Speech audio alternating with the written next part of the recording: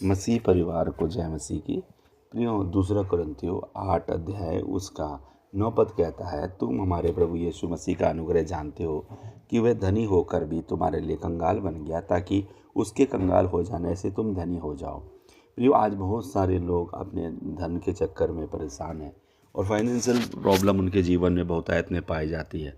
ये वचन अगर वो कोट करें और इस वचन की मनादी करें तो अवश्य ये उनके जीवन में पूरा हो जाएगा, क्योंकि आप इस वचन को बार बार जब घोषणा करेंगे तो आपकी कंगाली दूर होकर के आप धनवान हो जाएंगे। और इस बात में पौलुस भी सलाह देता है 10वें पद में कि इस बात में मेरी सलाह यह है कि ये तुम्हारे लिए अच्छा है जो 1 वर्ष से ना तो केवल इस काम को करने की में परंतु इस बात के चाहने में भी प्रथम हुए हैं। इसलिए अब ये काम करो कि जैसा इच्छा करने में जैसा इच्छा करने में तुम तैयार थे वैसा ही अपनी पूंजी के अनुसार पूरा भी करो। तो ये है इसका जो वचन को पूरा करता है। कई बार हम जब वचन पढ़ते हैं तो हम डायरेक्ट उस वचन को पढ़ते हैं, लेकिन उसके नीचे ऊपर की बातें किंतु परंतु नहीं पढ़ते। तो प्रियो, ये बात आपको बताता है कि अपनी पूंजी के अनुसार पूरा भी करो, क्योंकि जैसी मन की तैयारी हो तो दान और उसके अनुसार ग्रहण भी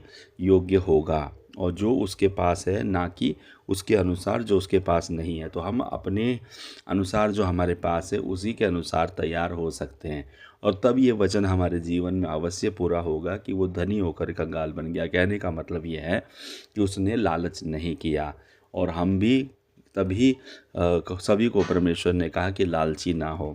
प्रियो, लालची लोग क्या होते हैं? परमेश्वर के राज्य को ख़त्म कर देते हैं। लालच और कंजूसी शैतान की आत्मा है प्रियो, है ना। लालची लोग अपने घर के लिए भी विश्वास योग्य नहीं होते हैं। तो इसलिए प्रियो, लालची लोग क्या करते हैं, कभी भी प्रभु के राज्य में बेस्ट जो है पा नहीं पाएंगे, क्योंकि अधर्म की कमाई के साथ सच्चे नहीं ठहरे। और परंतु बराबरी के विचार से इस समय तुम्हारी बहु बढ़ती उनकी घटी में काम आए, ताकि उनकी बढ़ती भी तुम्हारी घटी में काम आए, कि बराबरी हो जाए। और परमेश्वर क्या करता है, जब हम शुरुआती समय की कलीसिया को देखते हैं तो कलीसिया उस समय जो थी साझे में बांट लिया करती थी, ताकि जो गरीब है वो बराबरी में आ जाए, जो अमीर है वो भी नीचे बराबर में आ जाए।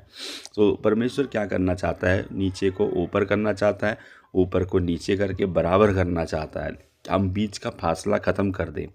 तो ये चाहते हैं, जैसा लिखा है, जिसने बहुत बटोरा उसका कुछ अधिक ना हुआ, और जिसने थोड़ा बटोरा उसका कुछ कम ना हुआ। तो जब परमेश्वर मन्ना बरसाता था अमीर के ऊपर और गरीब के ऊपर, दोनों के ऊपर बरसाता था, तो जो 2 दिन का बटोरता था उसके पास भी अधिक नहीं होता था, और जो 1 दिन में कम बटोरता था उसके बाद कम नहीं निकलता था। तो परमेश्वर बराबरी का परमेश्वर है।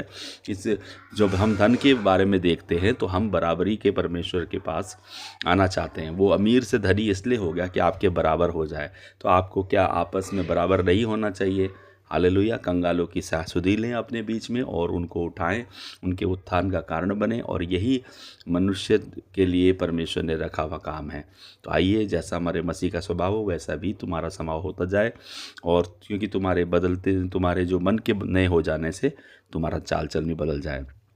और इस दान के काम के लिए हमारे साथ जाएं और प्रभु का महिमा करें। और वचन कह रहा है कि ये हमें सेवा इसलिए करते हैं कि प्रभु की महिमा और हमारे मन की तैयारी प्रकट हो, और हम इस बात में चौकस रहते हैं। और इस उदारता के काम के विषय में जिसकी सेवा हम करते हैं, कोई हम पर दोष ना लगाने पाए, क्योंकि जो बातें केवल प्रभु के निकट नहीं परंतु मनुष्यों के निकट भी भली है, हम उनकी चिंता करते हैं। तो जब किसी की मदद होती है गरीब व्यक्ति की, तो ये बहुत बड़ा काम है। तो आइए, परमेश्वर के निकट सिद्ध और निर्मल भक्ति यह है, अनाथों और विधवाओं के कलेश में उनकी सुधि लें। आइए, आप सुधि के लिए अपने हाथ बढ़ाएं और आशीषित हों, और एक मसीह परिवार में जुड़कर मसीह के देह को उन्नति दें। यीशु के नाम में आमीन, आमीन, आमीन। जय मसीह के।